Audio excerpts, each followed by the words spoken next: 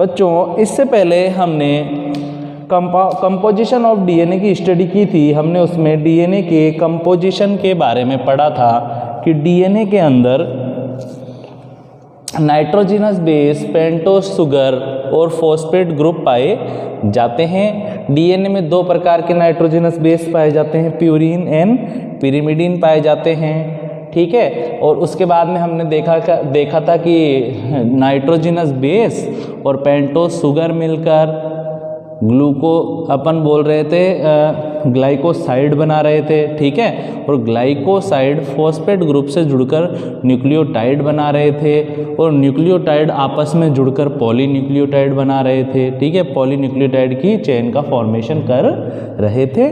जो दोनों polynucleotide chain हैं वो आपस में गुंथकर, आपस में जुड़कर डीएनए की डबल हेलिक्स स्ट्रक्चर का फॉर्मेशन करती है। दो पॉलीन्यूक्लियोटाइड श्रृंखलाएं पाई जाती है प्रत्येक डीएनए मॉलिक्यूल के अंदर, ठीक है। आज हम पढ़ रहे हैं फॉर्म्स ऑफ डीएनए, डीएनए के प्रारूप। विल्किंस व उनके साथियों ने डीएनए की क्रिस्टलोग्राफी द्वारा, रेडियोग्राफी द्वारा इन्होंने डीएनए की विभिन्न प्रकार से स्टडी की और डीएनए के 5 प्रकारों के बारे में इन्होंने बताया है। विल्किंसन एवं इनके साथियों ने एक्सरे डिफ्रैक्शन तकनीक द्वारा विल्किंसन व उनके साथियों ने एक्सरे डिफ्रैक्शन तकनीक, ये ऐसी तकनीक होती है जो छोटे मॉलिक्यूलों पर एक्स किरणें फेंकती है। इस तकनीकी में छोटे मॉलिक्यूल्स जैसे प्रोटीन, डीएनए, सेल, न्यूक्लियस आदि के ऊपर एक्स किरणें जब डाली जाती है तो एक्स किरणों द्वारा उस छोटे मॉलिक्यूल की स्ट्रक्चर की स्टडी कर ली जाती है। तो विल्किंसन व उनके साथियों ने एक्सरे क्रिस्टलोग्राफी द्वारा, एक्स डिफरेंशिएशन तकनीक द्वारा डीएनए की स्टडी की और डीएनए के 5 प्रकार बताए हैं। जो पहला डीएनए है वो है, जो पहला प्रकार का डीएनए है वो है ए डीएनए। ये जो ए डीएनए होता है ये वाटसन और क्रिक द्वारा बताए गए डबल हेलिक्स डीएनए के समान ही होता है, ठीक है। ए डीएनए ये right handed double helix similar to the B DNA form. Watson और क्रिक ने जो डबल हेलिक्स जो डीएनए के बारे में बताया था उसे बी डीएनए भी कहा जाता है, ठीक है। तो ए डीएनए बिल्कुल बी डीएनए के समान ही होता है। दक्षिणावर्ती, या हम कह सकते हैं कि दाएं हाथ की तरफ घूर्णन करने वाले डबल कुंडलित संरचना वाले बी डीएनए के समान ही ये डीएनए होता है। मतलब कि ए डीएनए किसके समान है? ए डीएनए दाएं हाथ की तरफ घूर्णन करने वाले द्विकुंडलित बी डीएनए के समान ही होता है, ठीक है। Dehydrated DNA takes an A form that protects the DNA during extreme condition such as desiccation. यहाँ पर यह बता रहा है dehydration DNA takes A form. यहाँ पर जब डिहाइड्रेशन की घटना होती है, मतलब जब जल की कमी होने लग जाती है, तो जो बी डीएनए होता है वो ए डीएनए के अंदर कन्वर्ट हो जाता है। डिहाइड्रेटेड मतलब होता है जल का निष्कासन होना। डिहाइड्रेशन मतलब जल का निष्कासन होना, जल की कमी होना। अगर आपको रेगिस्तान में छोड़ दिया जाए या अगर हम कहीं पे गर्म इलाके के अंदर चले जाएं तो हम देखेंगे कुछ समय में हमारे पसीना ही पसीना आने लग जाएगा और हमें बहुत तेज़ प्यास लगने लग जाएगी। मतलब हमारी बॉडी क्या होने लग जाएगी? डिहाइड्रेटेड होने लग जाएगी, फिर हमें पानी पीना ही पड़ेगा, ठीक है। तो जो बी डीएनए होता है जब वो डिहाइड्रेटेड होने लग जाता है तो वो अपनी प्रोटेक्शन के लिए ए डीएनए में कन्वर्ट हो जाता है, ए डीएनए में बदल जाता है। ए डीएनए की स्ट्रक्चर बी डीएनए के समान ही है, ये बी डीएनए ही है। ये सिर्फ क्या हुआ, डिहाइड्रेशन की कंडीशन के अंदर जो बी डीएनए होता है वो ए डीएनए के अंदर कन्वर्ट हो जाता है। यह है right handed double helix similar to the B DNA form. यह है दाएं हाथ की तरफ घूर्णन करने वाले द्विकुंडलित बी डीएनए के समान ही होता है। Dehydrated DNA takes an A form. जो हम बोल सकते हैं जो डिहाइड्रेटेड जो बी डीएनए है वो ही ए डीएनए की फॉर्म में चेंज हो जाता है। The protect that protect the DNA during extreme condition such as desiccation। तो जल की कमी होने पर और एक्सट्रीम कंडीशन के अंदर बी डीएनए ए डीएनए में कन्वर्ट हो जाता है। Protein binding also removes the solvent from DNA and the DNA takes A form. हम कह सकते हैं सॉल्वेंट के अंदर जो सॉल्वेंट विलियन होता है उसके अंदर क्या होता है, जो डीएनए की प्रोटीन बाइंडिंग होती है, जो उसके अंदर जो मतलब प्रोटीन के द्वारा जो उसकी बाइंडिंग है वो खुल जाती है और बी डीएनए ए डीएनए में कन्वर्ट हो जाता है। प्रत्येक हेलिक्स में एक कुंडली के अंदर 11 नाइट्रोजनस बेस पेयर पाए जाते हैं। यहाँ पर आप ध्यानपूर्वक देखिए, यहाँ से लेकर हम कह सकते हैं यहाँ तक एक कुंडली है, यहाँ से लेकर यहाँ तक पूरी एक कुंडली है। ये वाली जो इसके पीछे से जा रही है, ये वाली यहाँ से लेकर यहाँ तक, ये पूरी की पूरी एक कुंडली होती है और इसके अंदर 11 नाइट्रोजनस बेस पेयर पाए जाते हैं। लेकिन जो वाटसन क्रिक वाला जो डीएनए था उसके अंदर एक कुंडली के अंदर 10 के लगभग 10 नाइट्रोजनस बेस पेयर पाए जाते हैं। ठीक है, इसमें एक हेलिक्स का जो डायामीटर है वो अभी आपको बता देंगे और इसकी लेंथ कितनी होती है 28.10 एंगस्ट्रॉम होती है। जो इसकी लेंथ होती है वो होती है, इसकी जो लेंथ होती है वो होती है 28.10 एंगस्ट्रॉम और इसका डायामीटर भी याद आ गया यहाँ 23 एंगस्ट्रॉम।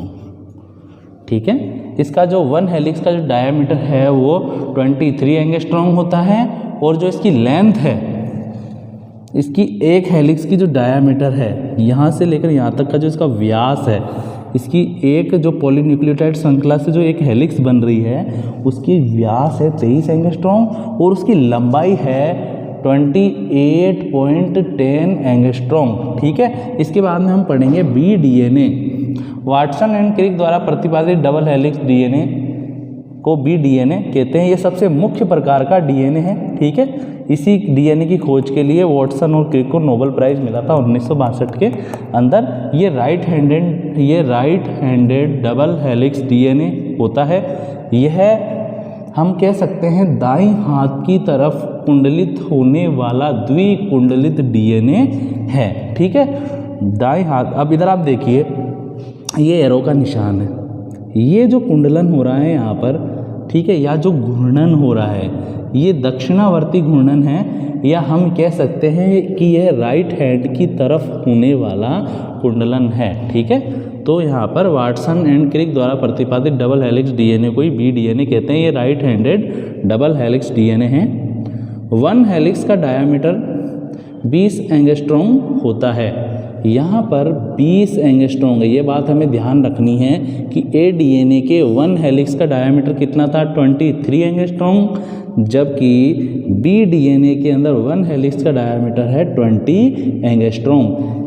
ए डीएनए के अंदर जो हम कह सकते हैं एक हेलिक्स की जो लेंथ है, वन हेलिक्स की जो लेंथ है वो है 28.10 एंगस्ट्रॉम, जबकि बी डीएनए के अंदर जो लेंथ है, वन हेलिक्स की जो लेंथ है वो है 34 एंगस्ट्रॉम। ठीक है, इसमें प्रत्येक हेलिक्स अर्थात कोइल में 11 नाइट्रोजनस बेस पाए जाते हैं।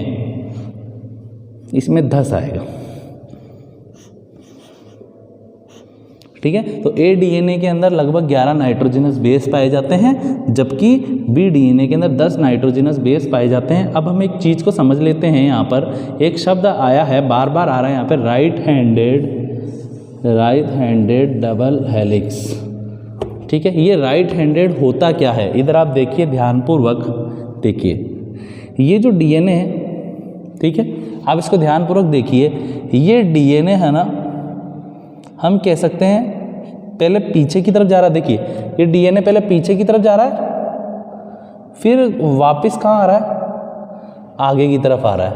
मतलब कि इसके अंदर ऐसे घूर्णन हो रहा है। कैसे घूर्णन हो रहा है इसके अंदर, अब इस देखिए ऐसे घूर्णन हो रहा है। मतलब कि जो ये मेरा मार्कर है ये इधर से जाकर इधर आ रहा है, मतलब मेरा ये सीधा हाथ है तो ये मार्कर सीधे हाथ की तरफ जा रहा है बार बार। आप देखिए ये मार्कर कहाँ जा रहा है, बार बार सीधे हाथ की तरफ जा रहा है। तो इसी प्रकार के घूर्णन को क्या बोलेंगे, इसको राइट हैंडेड घूर्णन कहेंगे। ठीक है, यहाँ तक आ रही है बात आपको सब। देखिए मार्कर इस प्रकार से राइट हैंड की तरफ घूर्णन कर रहा है, लेकिन अगर इधर घूर्णन करता तो हम बोलते ये लेफ्ट हैंड की तरफ घूर्णन कर रहा है। तो यहाँ पर आप देखिए जो ये डीएनए है ये ऐसे जा रहा है इधर की तरफ, इधर आप देखिए, और ऐसे ही तो घूर्णन कर रहा है। ठीक है, तो राइट हैंड की तरफ बढ़ रहा है ना ये।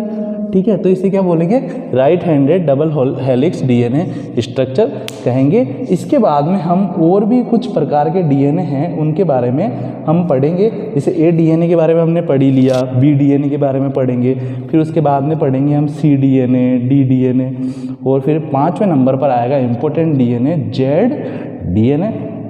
और उसके बाद में फिर हम देखेंगे कि कुछ और प्रकार के डीएनए भी पाए जाते हैं। Different types of DNA on the basis of structural variation, संरचनात्मक विभिन्नताओं के आधार पर भी डीएनए के प्रकार हम देखेंगे। जैसे कि एक लड़ीय डीएनए, द्विलड़ीय डीएनए मतलब डबल हेलिक्स डीएनए, ठीक है, या डबल स्ट्रैंडेड डीएनए, ठीक है, जिसके अंदर 2 पॉलीन्यूक्लियोटाइड चेन पाई जाती है वो डबल स्ट्रैंडेड डीएनए कहलाएगा। जिसमें केवल एक पॉलीन्यूक्लियोटाइड चेन पाई जाती है वो सिंगल स्ट्रैंडेड डीएनए कहलाएगा। सिंगल स्ट्रैंडेड डीएनए किस में पाया जाता है, वायरस में, और डबल स्ट्रैंडेड डीएनए या द्विकुंडली डीएनए किस में पाया जाता है, ह्यूमन में, गाय, भैंस, कुत्ता, बिल्ली, पेड़ पौधों के अंदर पाया जाता है। ठीक है, ओके, मुझे आई होप उम्मीद है आपको हमने जो ये फर्स्ट पेपर स्टार्ट किया है, इस फर्स्ट पेपर में अब तक हम डीएनए का कंपोजिशन पढ़ चुके हैं। फर्स्ट पेपर में हम डीएनए का कंपोजिशन पढ़ चुके हैं कि इसके अंदर कौन कौन से कंपाउंड पाए जाते हैं। डीएनए के अंदर pentose sugar, phosphate group and nitrogenous base पाए जाते हैं। Pentose sugar and nitrogenous base मिलकर न्यूक्लियोसाइड बनाते हैं और न्यूक्लियोसाइड में फॉस्फेट ग्रुप जुड़कर न्यूक्लियोटाइड बनाता है। बहुत से न्यूक्लियोटाइड आपस में जुड़कर पॉलीन्यूक्लियोटाइड चेन का फॉर्मेशन करते हैं और 2 पॉलीन्यूक्लियोटाइड चेन आपस में अटैच होकर डीएनए की डबल हेलिक्स स्ट्रक्चर का फॉर्मेशन करती है। ठीक है, फिर हमने पढ़ा फॉर्म्स ऑफ डीएनए, डीएनए के प्रारूप। विल्किंसन व उनके साथियों ने एक्सरे डिफ्रैक्शन तकनीक का उपयोग करते हुए डीएनए के 5 प्रकारों के बारे में बताया है। डीएनए के 5 प्रारूपों के बारे में उन्होंने बताया है। जो सबसे पहले नंबर पर बताया गया था, पिछली क्लास के अंदर हम डीएनए के 2 फॉर्म्स के बारे में, डीएनए की 2 फॉर्म्स के बारे में पढ़ चुके हैं। ए फॉर्म्स, बी फॉर्म्स के बारे में हम पढ़ चुके हैं। जो डीएनए की जो ए फॉर्म्स होती है वो राइट हैंड साइड रोटेशन वाली होती है और उसके अंदर 1 हेलिक्स का जो डायामीटर है वो 23 एंगस्ट्रॉम होता है और 1 हेलिक्स की जो लेंथ है वो 28.10 एंगस्ट्रॉम होती है। और जो ये डीएनए होता है, ए डीएनए, ये सोडियम एंड पोटेशियम के 75% सॉल्यूशन के अंदर ये फिक्स रहता है या स्थिर रहता है। उसके बाद में हमने पढ़ा बी डीएनए, जो सबसे इम्पोर्टेंट डीएनए है।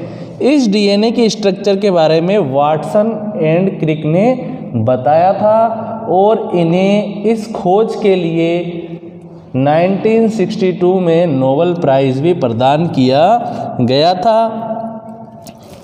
बी डीएनए की जो 1 हेलिक्स होती है उसका जो डायामीटर है वो 20 एंगस्ट्रॉम होता है और लेंथ 34 एंगस्ट्रॉम होती है। हेलिक्स के प्रत्येक रोटेशन में 10 बेस पेयर पाए जाते हैं। 10 बेस पेयर प्रेजेंट होते हैं हेलिक्स के 1 रोटेशन के अंदर। आज हम पढ़ रहे हैं 3rd नंबर का डीएनए सी डीएनए। इस डीएनए के 1 हेलिक्स की लेंथ 31 एंगस्ट्रॉम के लगभग होती है। इस डीएनए का जो एक कुंडलन है उसकी जो लंबाई है वो 31 एंगस्ट्रॉम के लगभग होती है। प्रत्येक हेलिक्स में 9 बेस पेयर पाए जाते हैं। इसके प्रत्येक कुंडली के अंदर 9 नाइट्रोजनी क्षार युग्म पाए जाते हैं।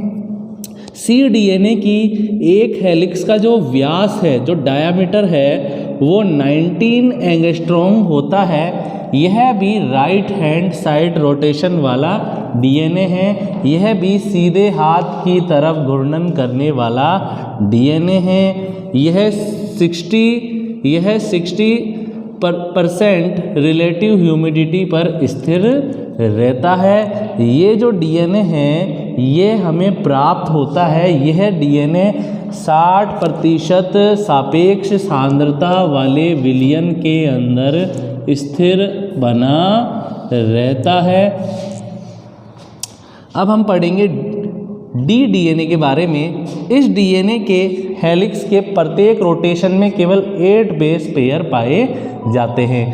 अब अगर एग्जाम में क्वेश्चन पूछा जाए कि किस डीएनए की हेलिक्स में सबसे कम संख्या में बेस पेयर पाए जाते हैं, तो डी डीएनए की जो 1 हेलिक्स होती है उसके एक रोटेशन में 8 बेस पेयर पाए जाते हैं। डी डीएनए की हेलिक्स के प्रत्येक रोटेशन में केवल 8 बेस पेयर पाए जाते हैं। उसके बाद में हम देखेंगे जेड डीएनए। जो बी डीएनए है और जेड डीएनए है ये दोनों ही इम्पोर्टेंट है और दोनों पर ही क्वेश्चन पूछे जाते हैं। यह लेफ्ट हैंड साइड रोटेशन वाला डीएनए है। देखिए पहला डिफरेंस तो यही आ गया कि जो ए डीएनए है वो राइट हैंड साइड रोटेशन वाला डीएनए है, लेकिन जो जेड डीएनए है ये लेफ्ट हैंड साइड रोटेशन वाला डीएनए है। उल्टे हाथ की तरफ घूर्णन करने वाला ये डीएनए है। उसके बाद में हम देखेंगे डीएनए के इस मॉडल के बारे में रिच व उनके साथियों ने बताया था। जहां बी डीएनए के बारे में जो डबल हेलिक्स वाला जो डीएनए था उसके बारे में जहां वाटसन और क्रिक ने बताया था, वहीं जेड डीएनए के बारे में रिच व उनके साथियों ने बताया था। ए व बी डीएनए को जब NaCl या MgCl2, ए व बी डीएनए को जब सोडियम क्लोराइड या मैग्नीशियम क्लोराइड के हाई कंसंट्रेशन सॉल्यूशन 0.7 m में रखा जाए तो ए व B DNA left side rotation अर्थात जेड डीएनए में चेंज हो जाता है। अगर ए या बी डीएनए को उच्च सांद्रता वाले सोडियम क्लोराइड या मैग्नीशियम क्लोराइड के विलयन में रखा जाए तो ए और बी डीएनए ही उल्टे हाथ की तरफ घूर्णन करने वाले जेड डीएनए में बदल जाता है। इसे जेड डीएनए इसलिए कहते हैं क्योंकि इसमें सुगर